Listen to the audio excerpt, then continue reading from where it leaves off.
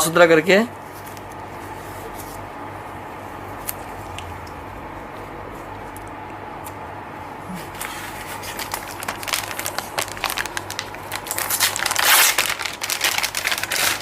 इसमें due drum 2-3 किस्म की आती है। इसमें एक्स्ट्रा थिंग भी आती है जो बहुत मोटी होती है।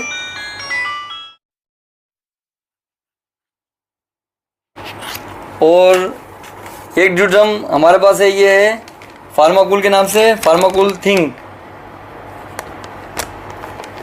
वो हाइड्रोक्लोराइड ये ड्रेसिंग है। तो हमने इसका इतना सा पीस लिया। ये पीस लेके अब हम इसको बस यहाँ लगा देंगे और इसको